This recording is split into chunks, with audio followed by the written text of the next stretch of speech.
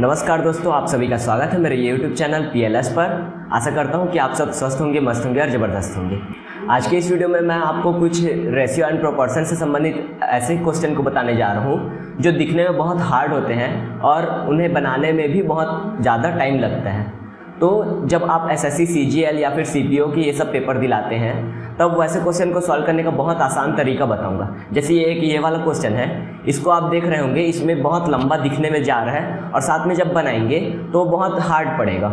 लेकिन आपको ऐसा तरीका बताऊंगा जिसमें से आपको ये क्वेश्चन सिर्फ मिनटों में सॉल्व हो जाएगा।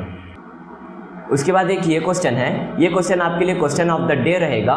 इस क्वेश्चन का आंसर जो रहेगा वो आपका ऑप्शन सी है। इसका जो आंसर है वो सी कैसे आया उसको हम लोग वीडियो के अंदर में पढ़ेंगे थोड़े आगे में।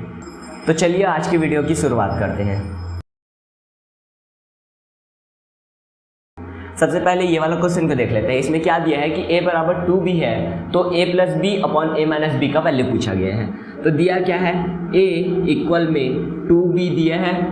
तब इसका अगर हम लोग अपॉन में निकाले तो a अपॉन b कर दूं अगर, तो इसका वैल्यू कितना आ जाएगा, 2/1 आ जाएगा।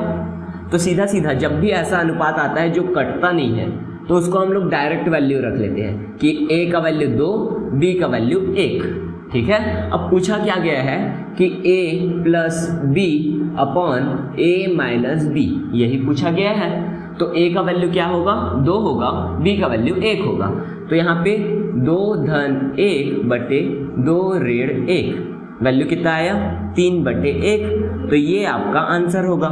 ठीक है। इसके बाद हम लोग दूसरा क्वेश्चन देख लेते हैं। तो दूसरा क्वेश्चन में क्या दिया है कि x अनुपात y का वैल्यू दिया है 3:2 और x प्लस y का वैल्यू दिया है 90। तो x माइनस y का मान बताना है आपको। तो इसको कैसे बनाएंगे कि x अनुपात y का वैल्यू दिया है, कितना दिया है, 3:2 दिया गया है। ठीक। और यहाँ पे दिया है कि x प्लस y का वैल्यू दिया है 90। ठीक है। तो इसको बनाने के लिए क्या करेंगे हम लोग कि x का वैल्यू हम लोग 3 रख लेते हैं, y का वैल्यू 2 रख लेते हैं। अब यहाँ पे जब भी अनुपात रहता है तो जैसे मैंने बताया कि यहाँ पे अगर वैल्यू रखते हैं तो डायरेक्ट रख सकते हैं, लेकिन ये क्या है, आपका अंक में है और ये अनुपात में है। तो अनुपात को जब भी हटाते हैं तो यहाँ पे कांस्टेंट लगाते हैं। तो कांस्टेंट के लिए अगर हम लोग a का वैल्यू यूज़ करें तो जैसे कि ये क्या हो जाएगा, x का वैल्यू, x का इक्वल में क्या है, 3 है, तो 3a प्लस y का वैल्यू क्या हो जाएगा, 2a। ठीक है। तो यहाँ पे y के जगह में आपका हो जाएगा 2a और इसके इक्वल में 90 दिया गया है। अब इसको सॉल्व किए, 3 2 5, 5a, तो a का वैल्यू आ जाएगा 90/5। तो a का वैल्यू आया 18। तो ये जो 18 है उसका गुणा हमें कहाँ करना होगा, यहाँ पे करेंगे। ठीक है। तो x का वैल्यू यहाँ पे आ जा रहा है आपका, x इक्वल टू 3a होगा। a मतलब कि 3 गुणा 18 और इसका वैल्यू हो गया 18 तिया 54। तो ये आपका x का वैल्यू होगा। और यहाँ पे y का वैल्यू अगर निकाले तो यहाँ पे 2a होगा, 2a बराबर 2 गुणा 18 और इसका वैल्यू हो गया 36। तो ये दोनों आपके x और y के वैल्यू होंगे। तो इसमें पूछा क्या गया है, आपको x माइनस y का वैल्यू पूछा गया है। तो x माइनस y अगर मैं करूँ तो इसमें ये 54 माइनस 36, आंसर कितना आएगा, 18। तो ये आपका आंसर रहेगा। ठीक है। इसके बाद इसी से संबंधित एक ये क्वेश्चन को देख लेते हैं। इसमें क्या दिया है कि 1260 रुपए की राशि को रवि और मोहन के बीच वितरित किया जाता है। यदि रवि और मोहन के हिस्सों का अनुपात 5:4 है तो क्रमशः रवि और मोहन का हिस्सा ज्ञात करें। तो इसमें हम लोग देखते हैं कि टोटल राशि कितनी दी गई है, 1260। ये क्या है, रुपए में है। ठीक। और जो रवि और मोहन का अनुपात दिया है, रवि अनुपात मोहन, ये दिया है 5:4, ये दिया है। अब मैंने बताया था कि क्या होता है कि जब 1260 को 2 भाग में बांटेंगे तो रवि को मिलेगा 5 हिस्सा और मोहन को मिलेगा 4 हिस्सा। ठीक है। और अभी थोड़ी देर पहले जो क्वेश्चन बनाया उसमें क्या किए थे, कांस्टेंट लगाए थे a, तो ये कांस्टेंट लगाएंगे यहाँ पे। क्यों लगा रहे हैं, क्योंकि यहाँ पे ये अनुपात में है और ये रुपए में है। तो रुपए के लिए इक्वल करने पे ये जब अनुपात हटाते हैं तो यहाँ कांस्टेंट लगाना पड़ता है। तो जब 5 हिस्सा ये है, 4 हिस्सा ये है, तो अगर मैं 1260 को टोटल हिस्सा निकालूं तो इन्हीं को योग करना होगा। तो ये क्या होगा, 9a होगा, अर्थात कि 1260 जो है वो 9 हिस्सों के बराबर है, जिसमें से 5 हिस्सा रवि को मिला और 4 हिस्सा मोहन को मिला। तो इसमें क्या करेंगे कि आपको पूछा गया है इसमें रवि और मोहन का हिस्सा बताना है। तो 9 हिस्सा के इक्वल में क्या हो जाता है आपका 1260 रुपये। तो एक ए का वैल्यू अगर मैं निकालूं तो ये क्या हो जाएगा 1260 बटे 9। अब इसको अगर कटा दे तो 9 एकम 9 आया, बचा कितना 3, 9 चौक 36 और आया लास्ट में 0। तो ये 140 रुपये, ये किसका मान आया, एक ए का मान। तो अब हमें क्या निकालना है, 5a और 4a का वैल्यू निकालना है। तो 140 में आप 5 का गुणा करेंगे तो 14 पंचे 70 अर्थात 700 रुपये, 14 चौक 56, तो ये हो जाएगा 560 रुपये। तो 700 रुपये और 560 रुपये ये रवि का हिस्सा और ये मोहन का हिस्सा, ठीक है। उसके बाद एक ये क्वेश्चन को देख लेते हैं। इसमें क्या दिया कि 3600 रुपये की धनराशि सीमा, कोमल और रीता में इस प्रकार बांटी गई कि सीमा अनुपात कोमल दिया है कि 1.5:2। तो यहाँ पे दिया है सीमा अनुपात कोमल, ये दिया है 1.5:2, ये दिया गया है। तो इसको अगर मैं दुगना कर दूं तो ये क्या हो जाएगा 3:4 हो जाएगा। क्या किया, दोनों में 2 का गुणा कर दिया। तो इस टाइप से इसका अनुपात कितना मिल गया, 3:4 मिल गया हमें। और यहाँ पे कोमल अनुपात रीता का अनुपात दिया है कि 2:2.5, तो 2:2.5, ठीक है। तो इसको अगर मैं दुगना कर दूं तो ये क्या हो जाएगा 4 हो जाएगा और ये हो जाएगा 5, इस टाइप से बनेगा। तो इसका अनुपात मिल गया 4:5।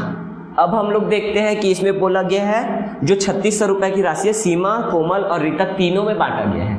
और यहाँ पे हमारे पास तीनों का अनुपात नहीं दिया है, किसी भी 2 का अनुपात दिया गया है।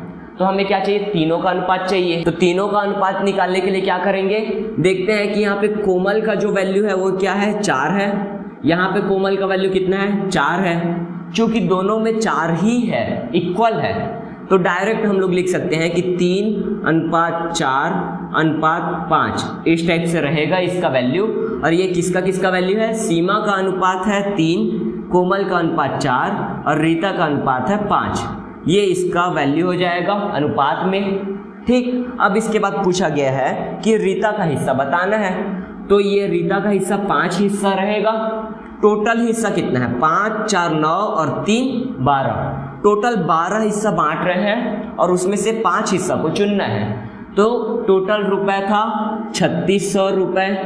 अरे 3600 रुपये को कितना में बांट रहा है, 12 हिस्सा में बांट रहा है, ठीक है। तो ये हो जाएगा 12 हिस्सा बराबर 3600 रुपये हो जाएगा।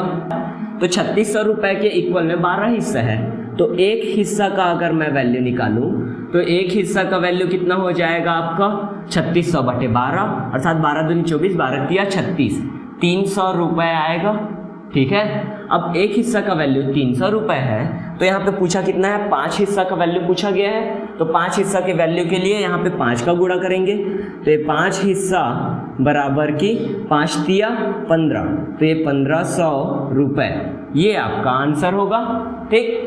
इसके बाद हम लोग क्वेश्चन ऑफ द डे में आते हैं। तो इसमें क्या है कि एक व्यक्ति की आयु का उसके पिता की आयु से अनुपात 4:5 है, उसकी आयु का उसके पुत्र की आयु से अनुपात 6:1 है।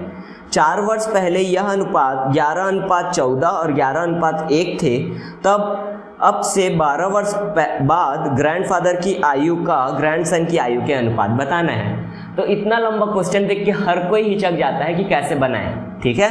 तो इसको बनाने का सबसे तरीका है कि शब्दों पे ध्यान देना है। सबसे पहले एक व्यक्ति का आयु का उसके पिता की आयु, मान लेते हैं ग्रैंडफादर का ये था जी, फादर का F और सन का S, ठीक है। अब इन तीनों में हमें अनुपात निकालना है। तो सबसे पहले ग्रैंडफादर और उसमें पिता की आयु से दिया है, ठीक। मतलब व्यक्ति फादर का और ग्रैंडफादर का अनुपात दिया गया है। क्या दिया है कि 4:5 अर्थात फादर अनुपात ग्रैंडफादर, ये होगा। इन दोनों का अनुपात कितना होगा, 4:5 हो जाएगा, ठीक। अब इसके बाद उसकी आयु का उसके पुत्र की आयु से, अर्थात ये फादर और उसके पुत्र की आयु, तो ये फादर अनुपात उसका सन, इन दोनों का आयु का अनुपात कितना है, 6:1 था। ठीक, ये मिल गया हमको। अब हमें यहाँ पे इस क्वेश्चन को बनाने के लिए सबसे पहले क्या कर लेते हैं कि ग्रैंडफादर, फादर और सन तीनों का आपस में अनुपात निकाल लेते हैं। ठीक है, तो यहाँ पे देखते हैं कि ग्रैंडफादर पहले है तो उसको पहले रखेंगे, उसके बाद फादर है तो यहाँ पे फादर को बाद में रखेंगे। ठीक, तो अगर मैं इनको इंटरचेंज करता हूँ तो इनको भी इंटरचेंज करना पड़ेगा। तो ग्रैंडफादर का वैल्यू 5 है तो यहाँ पे 5 हो जाएगा, अनुपात यहाँ पे क्या आएगा, 4 आएगा। ठीक है, वैसे ही अब इसको अगर मैं लिखूँ तो यहाँ पे फादर और सन है तो फादर और सन ये सही जमा है तो इसको हम लोग ऐसे ही रखते हैं। अब इसके बाद हमें चाहिए कि ग्रैंडफादर, फादर और सन तीनों का आपस में अनुपात निकालना है। तो इसको बनाने का एक शॉर्टकट ट्रिक रहता है कि हम लोग क्या करते हैं, ग्रैंडफादर, फादर, ये फादर और ये सन इस टाइप से लिखेंगे, जहाँ पे जो कॉमन वाला रहे, फादर और फादर कॉमन है, उसको ऐसे विकर्ण में आना है, डायगोनल में आना है। तो ये जब डायगोनल में आ जाता है तो इनका वैल्यू लिख देते हैं। वैल्यू क्या आएगा यहाँ पे, ग्रैंडफादर फादर का क्या है, 5 और 4 है तो यहाँ पे 5, यहाँ पे 4, और यहाँ पे फादर और सन का क्या है, 6 और 1 दिया गया है। अब एक वैल्यू होता है जैसे कि n जानते हैं, नेक्स्ट n का, तो इसको पलट देने पे क्या होगा, उल्टा n बनेगा इस टाइप से। ठीक, तो ये आपका ट्रिक है, इस उल्टा n को हमको याद रखना है और इसी तरीकों को लगाना है कि यहाँ पे एक ये, उसके बाद एक ऐसे, उसके बाद एक ये। ठीक है, उल्टा n बना तो इनका आपस में गुणा करना है। 5 छक्का 30 तो यहाँ पे आएगा 30, 6 चौक 24 तो ये आएगा 24, 4 एकम 4 तो ये आएगा 4। अब यहाँ पे अनुपात का चिन्ह लगा दीजिए, यहाँ पे ये अनुपात और ये अनुपात, तो ये क्या आया है आपका, ग्रैंडफादर, फादर और सन इनका आपस में अनुपात आया।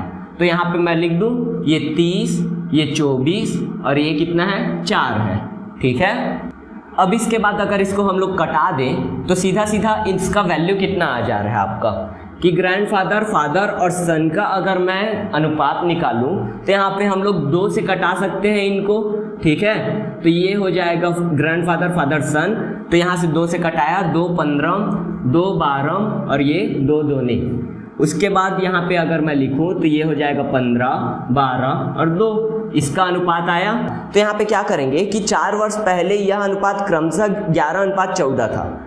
अब यहाँ पे ये जो 11:14 है वो किसका किसका दिया है, व्यक्ति और पिता का। ठीक है, तो यहाँ पे फादर अनुपात क्या दिया है, ग्रैंडफादर का अनुपात दिया है। 4 वर्ष पहले कितना था, 11:14 था, ये होगा। अब यहाँ पे फादर का वैल्यू कितना है, 12 था, वर्तमान में है मतलब कि ये। अब इसमें 4 वर्ष पहले अगर करें तो ये हो जाएगा 12a - 4, ये होगा। और इसमें इसके अनुपात में ग्रैंडफादर का कितना था, 15 था, तो ये 15a - 4, ये करने पे हमें आंसर कितना मिल रहा है, 11 और 14 मिल रहा है। तो ये 11 हो जाएगा और ये 14 हो जाएगा। ठीक है, अब इसका आपस में तिर्यक गुणा कर देंगे। गुणा करने के बाद आपका आंसर कितना आ रहा है तो देखते हैं। इसको गुणा करने से अच्छा है थोड़ा सा कॉमन सेंस लगाएंगे। यहाँ 12a दिया है जिसमें 4 घटा रहे हैं तो 11 हो जा रहा है, और यहाँ 15a दिया है जिसमें 4 घटा रहे हैं तो 14 हो जा रहा है। तो थोड़ा अगर कॉमन सेंस लगाए तो 12 से 11 करने में 4 की ही घटा रहे हैं, मतलब कि एक जो a का वैल्यू है वो हम लोग 4 मान सकते हैं। तो इसको अगर a घटाया तो ये क्या हो जाएगा, 11a हो जाएगा। और वैसे ही 15a में 4 घटाया तो 14a, a और a आपस में कटेगा। यहाँ से यहाँ में अंतर क्या है, 1a का है अंतर, तो इसका वैल्यू क्या हो जाएगा, 4। तो इसका मतलब ये है कि एक a का वैल्यू 4 वर्ष आ रहा है। तो अगर हम लोग a का वैल्यू 4 आ गया तो यहाँ पे वर्तमान का अनुपात निकाल सकते हैं। सभी में 4 4 का गुणा कर दीजिए, तो ये 15 चौक 60 इसका वैल्यू आ गया, 12 चौक 48 इसका वैल्यू आ गया, और उसके बाद यहाँ पे 4 दूनी 8 इसका वैल्यू आ गया। 4 4 मतलब इनका क्या आ गया, 4 का गुणा करने पे वर्तमान आयु का अनुपात आ गया 60, 48 और 8, ये वर्तमान आयु हो गया। अब इसके बाद अगर हम लोग क्रॉस चेक करना चाहें तो इसमें दूसरा वर्ड क्या दिया है, 11:1। ये किसका किसका अनुपात दिया है, आपका फादर और सन का अनुपात दिया है 11:1। तो अगर क्रॉस चेक करना चाहूँ मैं तो फादर और सन का अनुपात दिया है 11:1 में दिया है अनुपात। ठीक है, कब का दिया है, 4 वर्ष पहले का। तो अभी वर्तमान में जब 48 है तो 4 वर्ष पहले कितना होगा, 44 इनका आयु होगा फादर का, और सन का आयु होगा 4 वर्ष पहले 4 वर्ष। अब इनका मैं अनुपात निकालूं तो 11 चौक 44 और ये 4 एकम 4, ऐसे करके कटेगा तो आंसर कितना आ रहा है 11:1, अर्थात हम लोग जो आंसर लाए हैं वो सही है। तो अब अंतिम रूप से हम लोग आंसर अगर निकालें तो इसमें आंसर क्या पूछा गया है, तो अब से 12 वर्ष बाद ग्रैंडफादर की आयु का ग्रैंडसन की आयु से अनुपात क्या होगा। ठीक है, तो वर्तमान आयु ये है, 12 वर्ष बाद इनका अनुपात बताना है। तो 12 अगर जोड़ दें तो किसका किसका ग्रैंडफादर अपॉन सन का जो अनुपात है उसको पूछा गया है। तो यहाँ पे ग्रैंडफादर का 60 था, 12 वर्ष बाद कितना हो जाएगा 72 होगा, तो ये 72 हो गया। और सन का 12 वर्ष बाद कितना हो जाएगा 20 होगा, तो ये कितना हो गया 20 हो गया। और दोनों का अनुपात अर्थात कि बटे, ठीक है, तो इसको बटे किए तो ये कितना से, अगर मैं 4 से घटाऊं तो कितना आएगा 4 पंचे 20, 4 से कटा है 4 एकम 4 अट्ठे 32, तो ये 18/5 आया। तो इसका आंसर क्या होगा, ग्रैंडफादर अनुपात ग्रैंडसन, इसका अनुपात आएगा 18:5। तो ये आपका आंसर होगा। ठीक है, यहाँ पर आपका क्वेश्चन ऑफ द डे का सॉल्यूशन मिल गया। अब हम लोग स्पेशल क्वेश्चन के बारे में देख लेते हैं। तो स्पेशल क्वेश्चन को देखने से पहले आपको बोलना चाहूँगा कि मैंने इससे पहले जो वीडियोस बनाए थे और इससे पहले ओलंपिक पे वीडियो जीके का बना था, उनके लिंक मैंने डिस्क्रिप्शन बॉक्स में दे दिया है। अगर आपको ये वीडियो पसंद आता है तो इसको लाइक करें, सब्सक्राइब करें और शेयर करें, और इससे पहले वाले वीडियो को भी लाइक करें और शेयर करें। इसके बाद स्पेशल क्वेश्चन का अगर सॉल्यूशन हम लोग देखें तो इसमें क्या दिया है, यदि संख्याओं 20, 37, 54 और 105, इसमें तो क्या दिया है 20, 37, 54 और 105, ये 4 संख्याएं दी गई हैं। इनमें प्रत्येक में x घटाया जाता है, तो इस तरह प्राप्त संख्याएं समानुपात में होती है, समान अनुपात में, अर्थात इसका मैं अनुपात करूं और इसका अनुपात करूं तो वो समान होगी। कब, जब इसमें x घटाया, इसमें x घटाया, इसमें भी और इसमें भी, अर्थात चारों में अगर मैं x को घटा रहा हूं तो इसका जो अनुपात रहेगा वो आपस में इक्वल रहेगा। अब इस टाइप से जब क्वेश्चन आता है तो ऐसे क्वेश्चन आपके सीपीओ में पूछा जाता है और एसएससी सीजीएल में पूछा जाता है। ठीक, तो इसको सॉल्व करने का क्या तरीका रहता है कि इसका गुणा इधर करेंगे, इसका गुणा इधर करेंगे। अब उसके बाद गुणा करने के बाद जो भी आपका समीकरण आएगा उसको सॉल्व करना रहता है। ठीक है, तो इसको अगर हम लोग ट्रिक से सॉल्व करें तो वैसे में बहुत टाइम लगता है, लेकिन अगर ट्रिक से सॉल्व करते हैं तो जल्दी सॉल्व हो जाएगा। कैसे कि अगर इन दोनों का अंतर देखें तो इसका अंतर कितना है 17 है, और इन दोनों का अगर मैं अंतर देखूं तो इसका 51 हो जाता है। ठीक, अब इसके बाद क्या करना रहता है कि ये जो अंतर है इन दोनों को आपको गुणनफल को देखना है। ये 17 क्या है, 1 के गुणा में है, 17 एकम 17, और ये 17 गुणा 3 अर्थात 3 के गुणा में बैठा है। तो यहाँ पे जो अंतर रहता है उसको हमको इक्वल करना रहेगा। ठीक है, तो यहाँ पे 1 का गुणा है उसको हम लोग 3 के गुणा में बदलेंगे, तो यहाँ 3 का गुणा कर दिए। जब यहाँ 3 का गुणा अर्थात यहाँ पे भी 3 का गुणा होगा, यहाँ पे भी 3 का गुणा होगा। ठीक, तो ये हो जाएगा 20 तिया 60 माइनस 3x, और ये हो जाएगा 37 तिया 7 तिया 21, 3 तिया 9 और 2 11, 111 माइनस 3x। ठीक, अब इसके बाद किसी भी एक को इक्वल ले लीजिए, या तो इसके इक्वल में ये या तो इसके इक्वल में ये। ठीक, तो इसको अगर सॉल्व करें तो 60 माइनस 3x बराबर में ये 54 माइनस x, तो ये 54 माइनस x। अब इसको सॉल्व कर देना है, तो ये 3x जब इधर जाएगा तो 3x में 1x घटा 2x बराबर ये आएगा 6, तो x का वैल्यू आया क्या 3, तो ये आपका आंसर रहेगा। ठीक है, अब इसके बाद अगर हम लोग क्या किए हैं उसको समझे तो करना क्या रहता है कि सबसे पहले तो अगर ये घटाना है तो घटाएंगे, उसके बाद अंतर देखेंगे, अंतर का हम लोग को गुणनफल देखना है। गुणनफल अर्थात 17 और ये 51 में जो गुणा का कॉमन रहेगा, जैसे कि ये 17 के 3 के गुणा में बैठा है तो ये जो 3 है उसका गुणा हमें यहाँ पे करना रहता है। ठीक, अब उसके बाद 3 का गुणा करने के बाद किसी भी एक संख्या, या तो ऊपर वाला को ले लो या तो नीचे वाले को, तो इसको हमको इक्वल करना रहेगा। अब इसको इक्वल किए तो ये 60 minus 3x equal 54 minus x। अब इसके बाद सॉल्व करने पे आंसर आपका 3 आया। इसके बाद स्पेशल क्वेश्चन का जो सेकंड क्वेश्चन है क्या है कि जब x को प्रत्येक 19, 28, 55 और 91 में घटाया जाता है तो प्रत्येक क्रम में प्राप्त संख्याएं समानुपात में होंगी। ठीक है। तो इसको जैसे अभी बनाए हैं सेम क्वेश्चन ये भी है, इसमें बस अंक को चेंज कर दिया है। तो आप क्या करेंगे कि इसका सॉल्यूशन निकालेंगे और उसके बाद कमेंट बॉक्स में इसका आंसर देंगे। ठीक, अगर आपको मेरा ये वीडियो पसंद आया तो मेरे वीडियो को लाइक कीजिएगा और शेयर कीजिएगा और मेरे चैनल को सब्सक्राइब कर दीजिएगा। धन्यवाद।